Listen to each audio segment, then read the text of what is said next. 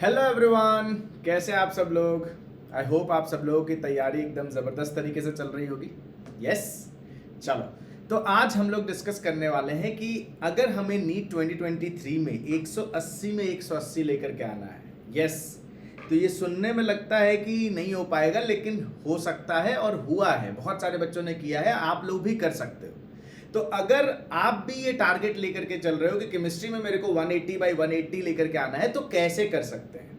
मैं कुछ छोटे छोटे ट्रिक्स बताऊंगा आपको, छोटे छोटे पॉइंट्स बताऊंगा, ज्यादा समय नहीं लूंगा। और वो अगर आपने अभी से फॉलो किया है ना, अभी से अगर आपने फॉलो किया, तो मैं गारंटी लेता हूं कि आप ये स्कोर अचीव कर लोगे। तो क्या क्या करना है सर। तो सबसे पहले एक बिलीफ अपने अंदर लेकर के आना है कि हाँ, ये पॉसिबल है ना। बहुत सारे लोग सोचते हैं कि यार हो पाएगा नहीं हो पाएगा।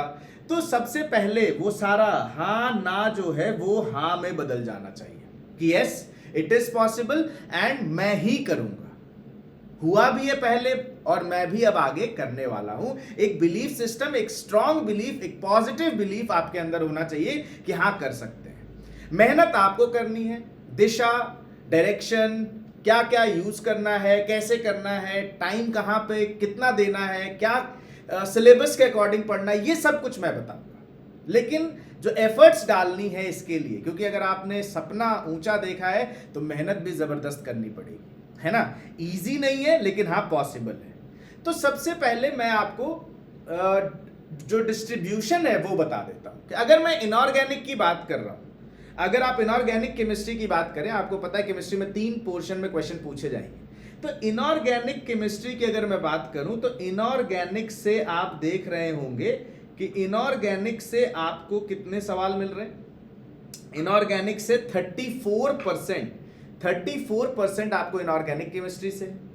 अगर मैं ऑर्गेनिक केमिस्ट्री की बात करूं, तो ऑर्गेनिक भी ऑलमोस्ट सिमिलर है, ये भी आपका 34% रख रहा है।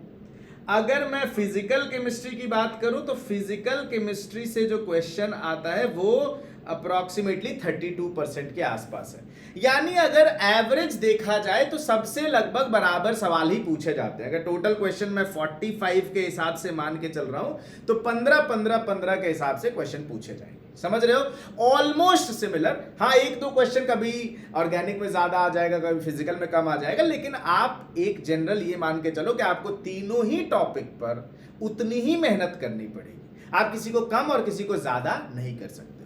लेकिन एक चीज यहां पे बहुत इंपॉर्टेंट हो जाती है कि तीनों ही टॉपिक को पढ़ना, या तीनों ही सेक्शन जो है, चाहे वो फिजिकल हो, इनऑर्गेनिक हो या ऑर्गेनिक हो, तीनों को ही पढ़ना डिफरेंट है ना। अलग अलग तरीका आपको अपनाना पड़ेगा। अगर मैं फिजिकल और ऑर्गेनिक या इनऑर्गेनिक की बात करता हूं, तो इंडिविजुअली हम लोग देखने वाले हैं कि हम कैसे पढ़ेंगे। सबसे पहले फिजिकल केमिस्ट्री देखते हैं। सबसे पहले let's begin with physical chemistry. सबसे पहले बेटा आपको एनसीईआरटी से कॉन्सेप्ट पढ़ना है, या फिर आप किसी भी कोचिंग में पढ़ रहे हैं उसके notes. This is most important. और अगर आप चैनल पे पढ़ रहे हो, मेरे से पढ़ रहे हो, तो हैंड रिटन नोट्स आपको दे रहा हूं, वो पढ़ो। उसके बाद आ जाओ एनसीईआरटी पढ़ो और उसके कॉन्सेप्ट्स को समझने की कोशिश करो। उसके कॉन्सेप्ट्स को समझना है। फॉर्मूला पे फोकस करो, इसका फॉर्मूला शीट बना लो। जैसे मान लीजिए कि आपने एटॉमिक स्ट्रक्चर पढ़ा, तो आपने एटॉमिक स्ट्रक्चर का एक फॉर्मूला शीट बना लिया। जैसे स्टार्टिंग करें, E बराबर एच न्यू है, या एच सी बाई लैम्डा है ना, लैम्डा डी ब्रॉगली वेवलेंथ वाला है। तो वो सारा फॉर्मूला शीट आपके एक A4 पेज पे आगे और पीछे में हो जाएगा। मैं ये तो कह सकता हूँ आपको कि एक A4 शीट या 2 A4 शीट मैक्सिमम पर चैप्टर आपके लगने वाले हैं। और फॉर्मूला अगर रिवाइज करोगे, प्रीवियस ईयर क्वेश्चन देख रहे हो, तो आपको डायरेक्टली फॉर्मूला बेस्ड क्वेश्चन पूछा जाता है। समझ रहे हो मेरी बात को। Next, numerical practice. पहले क्या करना है, पहले नोट्स रिवाइज करना है, एनसीईआरटी पढ़ना है, फॉर्मूला बनाना है ना। तो मैं एक छोटा सा आपको बता देता हूं कि हमें करना क्या है। आपने क्या करना है बेटा, सबसे पहले तरीका, एक फ्लो चार्ट में बताता हूं। सबसे पहले क्या, सबसे पहले नोट्स, फिर उसके बाद एनसीईआरटी, फिर उसके बाद एनसीईआरटी के बाद क्या करना है बेटा, एनसीईआरटी के बाद ये दोनों को कंबाइन करके फॉर्मूला शीट बनाना है, और फॉर्मूला शीट के बाद फिर न्यूमेरिकल प्रैक्टिस करना है। न्यूमेरिकल प्रैक्टिस करना है, और ये कहां से आप प्रैक्टिस करेंगे न्यूमेरिकल, आप सबसे पहले आप एनसीईआरटी के न्यूमेरिकल कर लीजिए, फिर आप पीवाईक्यू कर लीजिए, और फिर आप जिस भी कोचिंग में पढ़ रहे हैं, जिस भी कोचिंग में आप पढ़ रहे हैं, आप उसके मॉड्यूल को सॉल्व कर लीजिए, है ना। यानी कोचिंग मटेरियल आपने सॉल्व कर लिया, बस दैट्स इट, काम खत्म। इससे ज्यादा आपको फिजिकल केमिस्ट्री में कुछ नहीं करना है। मैं कह रहा हूं बार बार कि जो नीट है वो आपका स्पीड और एक्यूरेसी चेक करती है, तो आपको रिवीजन अच्छे से करना पड़ेगा, गलतियां कम करनी होंगी। अगर आप ये नहीं कि ज्यादा क्वेश्चन कर लिया तो आप सेलेक्ट हो जाओगे, ये कभी भी क्राइटेरिया नहीं है। आप हमेशा इस बात को ध्यान में रखेंगे, ठीक बात है। तो फिजिकल केमिस्ट्री में हमें भैया ये करना है। उसके बाद आपको बताया डीपीपी में प्रोवाइड करता हूं टेलीग्राम चैनल पे, वो देख लो। 10 ईयर का प्रीवियस ईयर क्वेश्चन कर लिया, आपका काम हो गया। तो ये फ्लो चार्ट आपके लिए एकदम बेस्ट है, ये फ्लो चार्ट देख लीजिए। ये फ्लो चार्ट में ही आप फॉलो करेंगे। Notes, NCERT, formula sheet, numerical practice, अब कहां से करना है वो आपको बता दिया। ये किसके लिए बेटा? ये हो गया आपका फिजिकल केमिस्ट्री के लिए। ये किसके लिए? ये हो गया आपका फिजिकल केमिस्ट्री के लिए, ठीक बात है। अब हम लोग बात कर लेते हैं इनऑर्गेनिक केमिस्ट्री। इनऑर्गेनिक केमिस्ट्री का अगर आप प्रीवियस ईयर क्वेश्चन देखेंगे, अगर आप पीवाईक्यू देख रहे हैं, प्रीवियस ईयर क्वेश्चन देख रहे हैं, तो मैं कहता हूं कि एंटायर पेपर जो इनऑर्गेनिक का था वो कहां से आया? एनसीईआरटी। यानी एनसीईआरटी की लाइन बाय लाइन आपको पढ़ना होगा। एनसीईआरटी के लाइन बाय लाइन से क्वेश्चंस खुद बनाने होंगे और उसके शॉर्ट नोट्स बनाने होंगे। तो यानी इनऑर्गेनिक में एनसीईआरटी भगवान है, एनसीईआरटी से बाहर कुछ आया नहीं है और ना ही कुछ आएगा। ईच लाइन ऑफ एनसीईआरटी को आपको केयरफुली पढ़ना है और प्रीवियस ईयर क्वेश्चन देख करके, सिलेबस देख करके कि क्या है। देखो इनऑर्गेनिक में पढ़ना बहुत कुछ है ना, लेकिन नीट के लिए क्या सिलेबस है और प्रीवियस ईयर में क्वेश्चंस किस तरह के पूछे गए हैं, ये दोनों को सामने रख करके अपने नोट्स तैयार करने हैं। समझ रहे हो मेरी बात को? और आपको समझना होगा कि प्रीवियस ईयर क्वेश्चंस, क्योंकि ये थोड़ा सा आपको इसमें लर्न करनी है, कुछ डाटा वैल्यू बेस्ड है। जैसे फिजिकल केमिस्ट्री में क्या था, फॉर्मूला याद हो गया, न्यूमेरिकल प्रैक्टिस के खत्म। बट इसमें चीजें याद भी रखनी है, समझना भी है, चीजों को याद भी रखना है। कुछ डाटाज हैं, कुछ ऑर्डर है, कुछ सीक्वेंस है, ये आपको ध्यान रखना है। तो इसके लिए आपको सबसे ज्यादा जरूरी क्या हो जाता है? रिविजन। फिजिकल में मान लो आप 3 के जगह 2 बार भी रिवाइज करोगे तो चल जाएगा, बट इनऑर्गेनिक केमिस्ट्री में आपको कम से कम 4 से 5 बार रिविजन करना ही पड़ेगा। समझ रहे हो?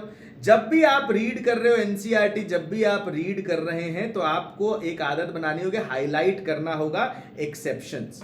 हाईलाइट क्या करना होगा? एक्सेप्शंस, जो आपको चांसेस हैं कि वो आपसे पेपर में पूछे जाएंगे, जो आप चांसेस है कि वो आपको पेपर में क्या करे जाएंगे? पूछे जाएंगे।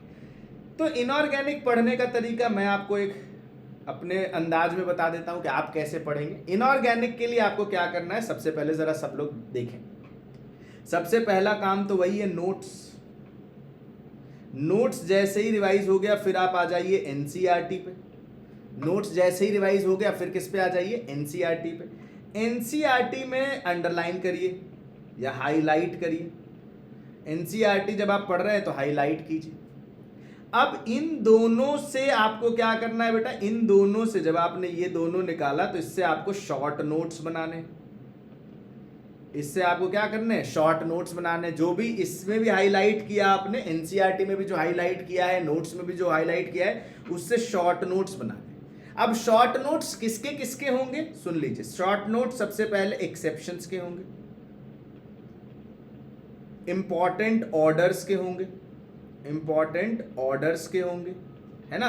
ऑर्डर पूछा जाता है ना, इंपॉर्टेंट ऑर्डर के हो गए, जैसे आयनाइजेशन एनर्जी, ये सब, रेडियस, ये सब आपका इंपॉर्टेंट ऑर्डर। तीसरा कुछ डाटा वैल्यूज के होंगे, कुछ डाटा वैल्यूज के ये नोट्स, ये सब शॉर्ट नोट्स में क्या क्या चीजें आने वाली है ये समझ लीजिए।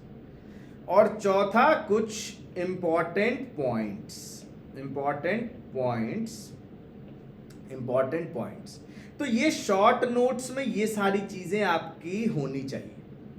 अब जब ये दोनों काम आपका हो गया, ये जब नोट्स रिवाइज हो गया, नोट्स और एनसीईआरटी से मिला करके आपने शॉर्ट नोट्स बना लिए, इसके बाद इसको आपको क्या करना है बेटा? इन दोनों को। फिर उसके बाद आपको क्या करना है? उसके बाद आपको पीवाईक्यू सॉल्व करने हैं। 15 साल के कर लीजिए, 15 ईयर्स के PYQ सॉल्व कर लीजिए। इसी में साथ साथ में आप कोई भी कोचिंग का, जिस भी कोचिंग का आप पढ़ रहे हैं उसका मटेरियल सॉल्व करना है आपको, समझ रहे हो। और उसके बाद ये दोनों जब आपने कर लिया तो आपको फिर उसके बाद रिवीजन करना है।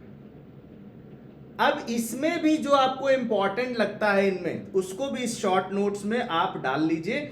और इसका रिवीजन जो है कम से कम, ये शॉर्ट नोट्स का revision minimum thrice a week तो कर ही लीजिए, क्योंकि ये कितने पेज का शॉर्ट नोट्स बनेगा, पर चैप्टर आपको ये बनाना, चैप्टर वाइज शॉर्ट नोट्स बनाना, तो मिनिमम थ्राइस अ वीक अगर आपने ये रिवाइज कर लिया तो आप इनऑर्गेनिक केमिस्ट्री के राजा हो जाएंगे। इनऑर्गेनिक केमिस्ट्री में आपको कोई हरा नहीं सकता है। इनऑर्गेनिक केमिस्ट्री पढ़ने का तरीका अलग है, देख रहे हो, फिजिकल देखो है केमिस्ट्री, पर तीनों टॉपिक को पढ़ने का तरीका अलग अलग है। इसमें आपको शॉर्ट नोट्स पे ज्यादा ध्यान देना है, फिजिकल में आपको फॉर्मूला शीट पे ज्यादा ध्यान देना है। इस चीज को आप समझिए, इस चीज को आप मान करके ही क्वेश्चन करेंगे। आई बात समझ।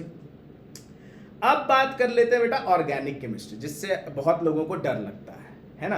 तो ऑर्गेनिक केमिस्ट्री में जरूरी क्या है कि जैसे जो लोग अभी 12th में आते हैं वो डायरेक्टली 12th से शुरू कर लेते हैं। हमेशा ध्यान रखो इसमें बेसिक्स बहुत जरूरी है, बेसिक बहुत जरूरी, यानी इसमें जनरल ऑर्गेनिक केमिस्ट्री करके एक टॉपिक है, ये आपका बहुत जरूरी, जिसमें आइसोमेरिज्म और आपका एसिडिक बेसिक स्ट्रेंथ, वो इफेक्ट्स वगैरह वाला जो टॉपिक है वो बहुत जरूरी है। इस पर आपका कमांड होना चाहिए। अगर आपको इस पे कमांड है तभी जा करके आप ऑर्गेनिक समझ पाएंगे।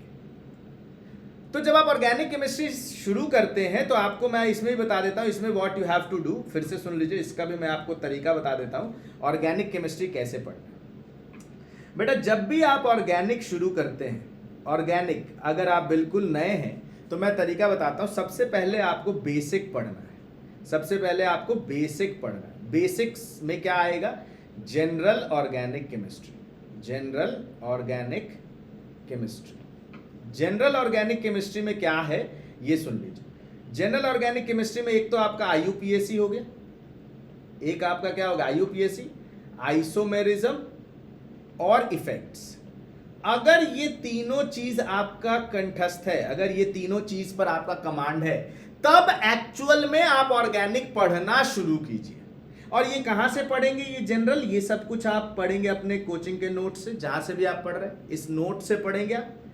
उसके बाद देखो इसमें NCERT बाद में आएगा, पहले नोट से पढ़ लिया, ये कॉन्सेप्ट की क्लैरिटी कर ली, उसके बाद आप आएंगे किस पर, NCERT।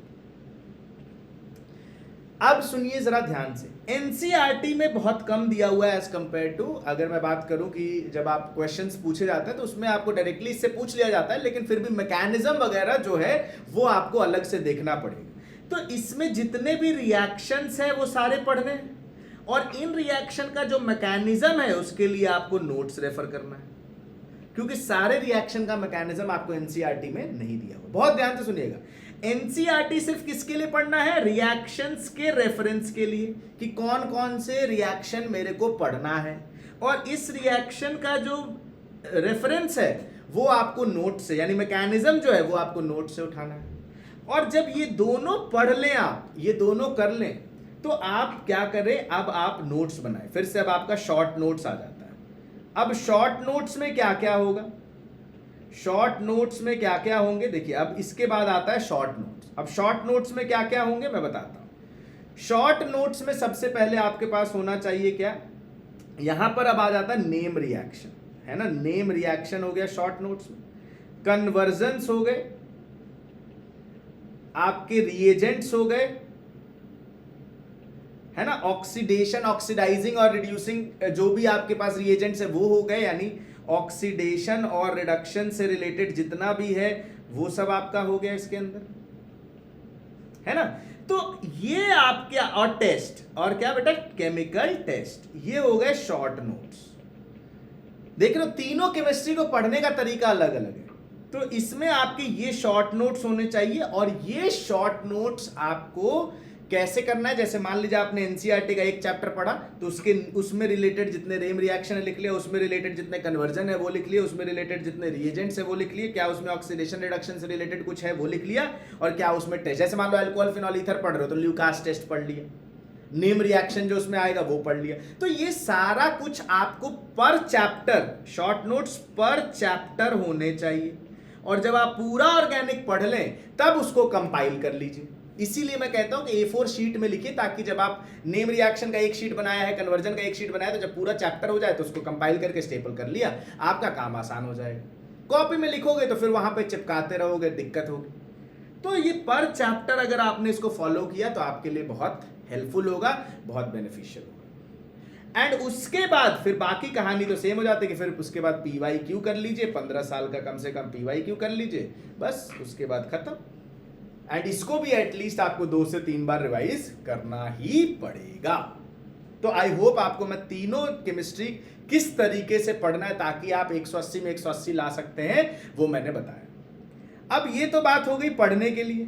अब 1 से 2 घंटे का समय कम से कम आप निकालिए रिवीजन के लिए। अगर केमिस्ट्री पढ़ रहे हैं तो 1 घंटा का तो समय, एटलीस्ट 1 आवर समय। देखो मैं इसको भी बांटता हूं, जब मैं करता था तो मैं बांटता 15 मिनट्स फॉर्मूला रिविजन, 15 मिनट्स में मेरा फॉर्मूला रिवाइज हो जाता था। और उसके बाद क्या करता था मैं बताओ, उसके बाद मैं 25 मिनट रखता था ऑर्गेनिक के लिए। 25 मिनट में ऑर्गेनिक के बातें रिवाइज करता था, अगर ऑर्गेनिक पढ़ रहा हूं तो जो भी उस दिन का पढ़ा है फॉर द डे मैं बोल रहा हूं। और अगर मैं आज मुझे सिर्फ इनऑर्गेनिक करना है तो वो पूरा रिवाइज करूंगा जितना पुराना हो चुका है। ये स्टार्टिंग के लिए बता रहा हूं, स्टार्टिंग में ऐसे रिवाइज करता था।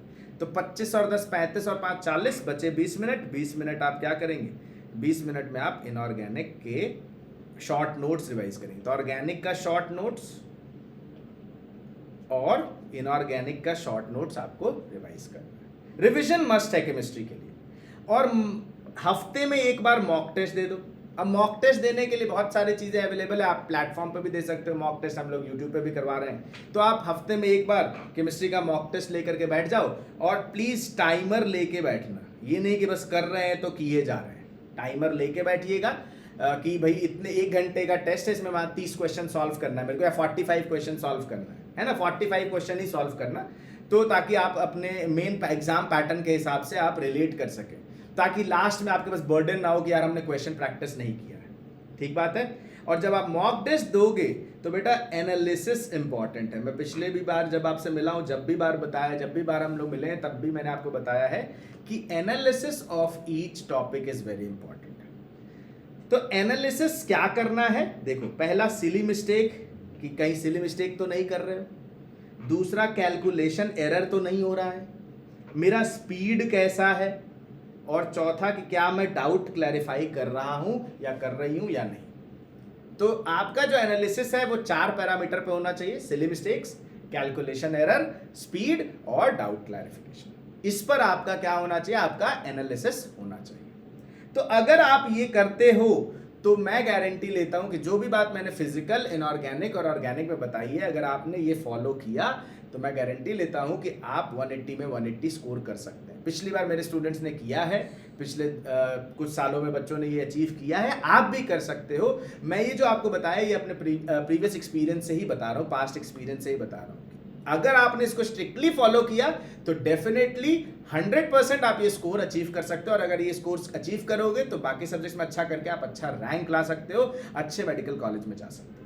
तो मेरे को कमेंट बॉक्स में जरूर बताना, अभी बताना कि क्या आप लोग आज से, अभी से ये फॉलो करने के लिए तैयार हैं या नहीं। जरूर बताना कमेंट बॉक्स में, ठीक है। और एक इंपॉर्टेंट इंफॉर्मेशन है कि अगर आपने अभी तक बच्चे अनसैट में रजिस्टर नहीं किया है तो इससे पहले कि सब भर जाए जल्दी से रजिस्टर कर लो बच्चे। एंड आपको कोड यूज करना है यूपी नीट, तो आप आराम से इसमें रजिस्टर कर सकते हो। इसमें रजिस्टर करोगे तो आपको 100% स्कॉलरशिप मिल जाएगा बेटा, है ना। अप टू 100%, जितना अच्छा आप स्कोर करोगे उतना ज़्यादा स्कॉलरशिप, उतना कम पैसा देना पड़ेगा। आप special rankers group, special rankers batch join कर सकते हो। अगर आप जैसे अच्छा कर रहे हो तो एक बल्क ऑफ स्टूडेंट्स जो होंगे वो एक बैच में होंगे, सेम माइंडसेट होगा तो कंपटीशन का माहौल रहेगा, मेहनत करने में मजा आएगा और बढ़िया रैंक होगा और बढ़िया इंप्रूवमेंट होगी, है ना। तो जल्दी से रजिस्टर कर लो। एंड बच्चों स्टे ट्यून, 26 सितंबर को कुछ आपके लिए बहुत बड़ा अनाउंस होने वाला है, बहुत जल्दी आपको पता चल जाएगा, है ना। तो अब ज़्यादा दिन बचा नहीं है। एंड अगर आप लोग 2024 की तैयारी कर रहे हैं, if you are preparing for NEET 2024 और आप चाहते हो कि इंडिया के बेस्ट टीचिंग टीम आपको पढ़ाए जो जिन्होंने मल्टीपल टाइम्स रैंक प्रोड्यूस किया है, तो बच्चे आपके लिए अग्नि बैच हम लोग लेकर के आ रहे हैं, जिसमें बायोलॉजी पढ़ाएंगी गरिमा मैम, फिजिक्स गौरव सर, और केमिस्ट्री आपको मैं पढ़ाने वाला हूँ उस बैच में। तो कुछ नहीं करना है, आप जाओ जल्दी से प्लेटफॉर्म पे और जा करके इनरोल करो उस बैच में। कोड यूज कर लेना है आपने यूपी नीट। बैच शुरू हो रहा है बेटा 30 सितंबर से। अगर कोई भी और डिटेल चाहिए तो नीचे व्हाट्सएप नंबर है, आप इस नंबर पे कॉल कर सकते हो, ठीक है। तो कोड यूज करोगे यूपी नीट तो आपको मैक्सिमम पॉसिबल डिस्काउंट मिल जाएगा, ठीक है। तो मिलते हैं आपसे नेक्स्ट लाइव क्लास में, तब तक के लिए पढ़ते रहिए, मुस्कुराते रहिए और ढेर सारे सवाल लगाते रहिए। Bye bye everyone, bye bye, take care.